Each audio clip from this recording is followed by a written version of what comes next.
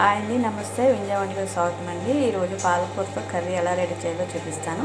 దీనికైతే 2 కట్టలు పాలకూర క్లీన్ చేసుకుని పెట్టుకుని ఇలా కట్ చేసుకున్నానండి.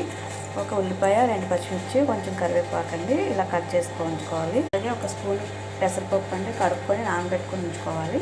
స్టవ్ ఆన్ చేసుకొని ఆయిల్ పోసుకోవాలండి. ఇప్పుడు కొంచెం జీలకర్ర, ఆవాలు, శనగపప్పు, మినపప్పు అండి, కరివేపాకు, అలాగే ఉల్లిపాయ, పచ్చిమిరపకాయ అండి,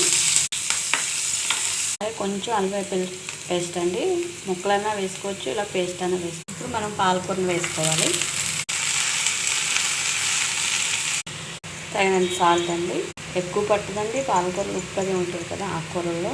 చిటికెడు పసుపు, 1/2 స్పూన్ కారం అండి. అన్నీ వేసిన తర్వాత ఒకసారి బాగా కలుపుకోవాలి. పాలకూర మగ్గుతుంది కదండి. ఇప్పుడు మనం పెసరపప్పుని నీళ్ళతో సహా ఇందులో వేసుకోవాలి. ఇలా వేసిన పెసరపప్పుని మళ్ళీ బాగా కలుపుకోవాలండి. కర్రీలో మరి కొంచెం వాటర్ పోసుకుందామండి. పెట్టుకుందాం. 10 నిమిషాల పాటు సిమ్లో ఉడికించుకోవాలి.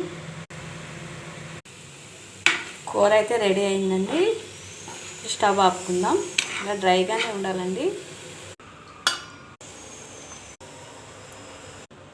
రెడీ అయిందండి. ఎప్పుడు పాలకూరతో ఎప్పుడు కాకుండా ఇలా కూడా ఒకసారి ట్రై చేసి చూడండి ఫ్రెండ్స్, చాలా బాగుంటుంది. అలాగే నా ఛానల్ కనుక ఫస్ట్ టైం చూస్తే ఒకసారి సబ్స్క్రైబ్ చేయండి, అలాగే లైక్ చేయండి, కామెంట్ చేయండి. నా మరిన్ని రెసిపీస్ గురించి నా ఛానల్ సబ్స్క్రైబ్ చేయండి. థ్యాంక్ యూ ఫ్రెండ్స్, సపోర్ట్ చేయండి.